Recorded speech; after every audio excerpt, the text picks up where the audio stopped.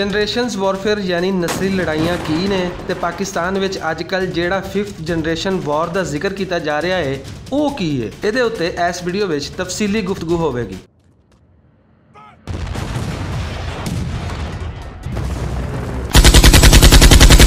आलमी defence universities की research के मुताबिक फर्स्ट जनरेशन वॉर यानी पहली नस्ल की जंग उस जंग नूं कहंदे ने जिहड़ी दो या दो तो ज़्यादा मुल्कां दीयां फौजां ते उन्हां दे सिपाही आमने सामने आके लड़ते सन। इस तरह दीयां लड़ाइयां 17वीं सदी तो लैके 19वीं सदी के आखिर तक लड़ियां जांदियां रहियां। इस तो बाद जो टैक्नोलॉजी ने तरक्की की तो मुख्तलिफ अकसाम के जंगी साजो समान तैयार होने लग पे तो फिर फौजां का इस्तेमाल घट तो हथियारों का इस्तेमाल ज़्यादा होने लग पाया तो इनू सैकेंड जनरेशन वॉरफेयर यानी दूजी नस्ल की जंगी हिकमत अमली आख्या जाता है। 19वीं सदी तो लैके हुण तक कई मुल्कों में इस तरह दी जंगां लड़ियां जा रही हैं।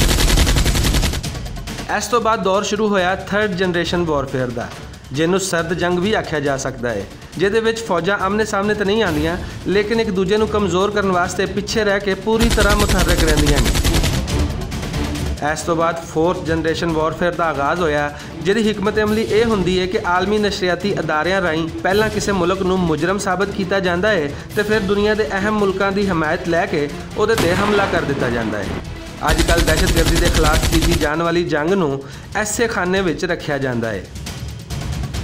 इस तो बाद हालिया दिनों में एक नवी तरज की जंग शुरू हुई है जिन्हों 5th जनरेशन वॉरफेयर आख्या जा रहा है तो पाकिस्तान के अस्करी अदारियां ते अहम रहनुमावां वालों अक्सर आख्या जाता है कि पाकिस्तान के खिलाफ 5th जनरेशन वॉरफेयर की तकनीक इस्तेमाल की जा रही है। इस तकनीक में सोशल मीडिया का सब तो ज़्यादा इस्तेमाल किया जाता है तो दुश्मन के खिलाफ मनफी प्रोपेगेंडा करके या जाली ते मन घड़त खबरां फैला के उहदी आवाम नूं उस मुल्क के अहम अदारियां खास तौर पर सिक्योरिटी अदारियां के खिलाफ भड़काया जाता है। पाकिस्तान भी अजकल 5th जनरेशन वॉरफेयर की जद विच है, जिहदे तो निबड़न वास्ते साडे सिक्योरिटी अदारे मुनासिब इंतजाम भी कर रहे हैं। पर सानू बतौर पाकिस्तानी समझना चाहिए है कि जदों भी साडे अहम अदारियां के खिलाफ कोई चीज़ सोशल मीडिया पर फैलाई जाती है उहदे उत्ते यकीन करन तो पहला ना सिर्फ उहदी तस्दीक कर ली जाए बल्कि यह भी वेख्या जाए कि इस खबर के मनफी असरात साडे मुल्क वास्ते किन्ने खतरनाक हो सकते हैं, क्योंकि यह मुल्क सब तो पहला है तो जे मुल्क है तो फिर असी भी रवांगे, वरना ना तो साडी कोई शनाख्त रहेगी तो ना ही दुनिया में कोई अहमियत। सोशल मीडिया राहीं लड़ी जाने वाली 5th जनरेशन वॉरफेयर के फितने तो बच के जिउंदे रहो